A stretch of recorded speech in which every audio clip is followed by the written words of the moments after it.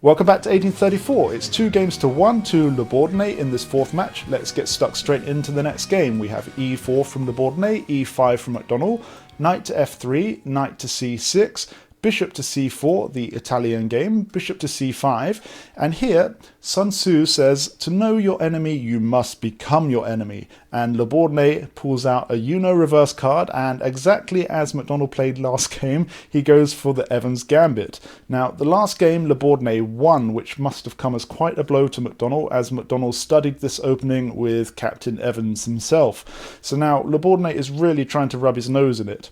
But McDonnell says, come on then, show me what you've got, and accepts the gambit.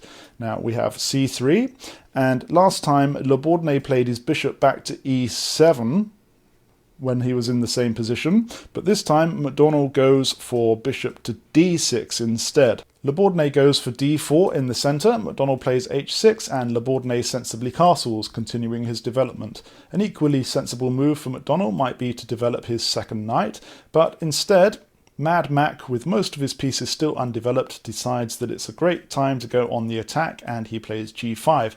Sun Tzu's not too sure about this. He thinks preparation is the key, but it is what it is. Sun Tzu also says maybe Le Bourdonnais should capture with the pawn here and start to encroach upon the king's side, but he goes for the knight capture instead, and we have the bishop captures the knight, the pawn captures the bishop, the knight captures the pawn, which attacks the white bishop here, and so the bishop retreats to b3, and McDonnell continues with his attack, as it's defended by the knight here. Le Bourdonnais is still winning by the gambited pawn, but this leading pawn of McDonnell's is looking a little bit weak. We'll see what happens with this. Le Bourdonnais plays bishop to f4 to threaten the knight, so the knight retreats to g6 to threaten the bishop. But this pawn here is now undefended, and capturing it with the queen also defends the bishop. McDonnell plays d6 to reveal the attack on the queen here, so the queen retreats to f3.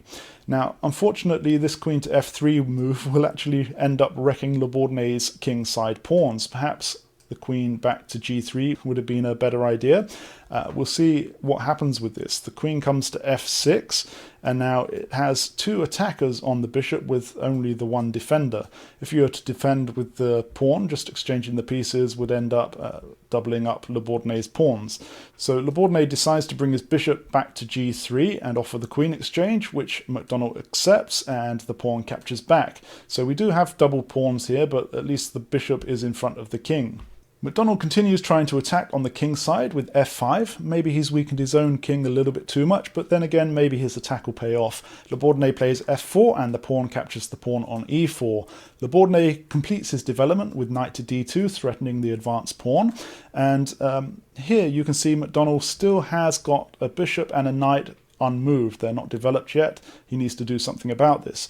So perhaps a fast way to go about it would be to bring the bishop out, threaten the rook. After the rook moves, castle on the queen side, and then bring the knight out. However, this plan does leave the central pawn undefended, and McDonnell doesn't want to leave it like that. So he brings his knight out to f6 to try to defend it first. But Le Bourdonnais just captures it anyway, seemingly just giving up this knight. So McDonnell captures it, but now you can see that the rook, when it comes across to e1, has pinned the knight, and the knight here is inevitably going to be won back. We have here bishop to g4 from McDonnell, just giving up the knight, and the rook captures it. And this comes with check. Now, the game is equal on material again, although you can see that McDonnell's pawn structure is looking a lot better than McDonnell's raggedy motley crew here. McDonnell moves his king aside out of the check to d7, and Le Bourdonnais doubles up his rooks. McDonnell brings his rook across to f8, and now we have rook to b4, threatening the undefended pawn. The undefended pawn defends itself with b6, and now we have bishop to a4 with check. So the c pawn comes forward to block the attack. Now, you can see here Le Bourdonnais' bishop is completely blocked in by its own pawns, so Le Bourdonnais decides to give up a pawn again by pushing this one forward and letting the bishop out. So, of course, McDonnell captures it. He uses the bishop. Le Bourdonnais brings his rook across to d4, and suddenly he has two attackers on the pawn in front of the king, and McDonnell looks like he won't be able to save it, and Le Bourdonnais will even up on material.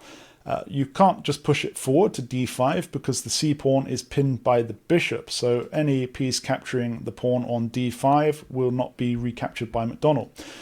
However, McDonnell tries to defend it anyway. He brings his rook to f6, and now we have rook on e to d1, 3 attackers on the pawn to only the 2 defenders, the rook and the king. McDonnell tries to save himself by mounting a counterattack. He pushes the b pawn to threaten the bishop, but of course Le Bourdonnais simply captures with the rook, which comes with check, so the rook captures, and the second rook captures back again with check, and so the king has to move. It goes to e7. So they are even on material again, although still McDonnell's pawns look in better shape than Le Bourdonnais'. He's got 4 individual pawns here that aren't joined up. McDonnell has his 3 pawns on the wing here, which are connected, and a single pawn over on the h-file. The bishop comes back to b3 because it was still under attack by the pawn, and McDonnell brings his rook across to help his connected pawns out. We have h4 from Le Bourdonnais, and McDonnell spots a little trick here. He sees that he can simply capture the pawn here with the knight. The bishop can't capture back because it will leave the rook undefended and the king will pick up the rook. So instead Le Bourdonnais captures the h pawn here. The black knight is under attack now, so it simply goes to f3 and gives a check. The king moves to attack the knight checks again, and the king moves to f1. This time the knight's run out of checks, it just goes to d3, and Le Bourdonnais plays his bishop to c2, trying to keep an eye on all of these pieces. McDonnell ignores it and pushes his c pawn. Rook to h5, attacking the bishop, so the bishop moves out of the way, but it still keeps everything under control, except that Le Bourdonnais pushes f3 and threatens the bishop. The bishop can't capture the pawn because it would leave the knight undefended, so McDonnell brings his rook across to help out with everything.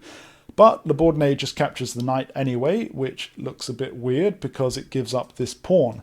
McDonnell captures the pawn with check, and Le Bourdonnais blocks the check with his bishop, and the bishop captures the bishop with check. So the king moves, he goes to g2.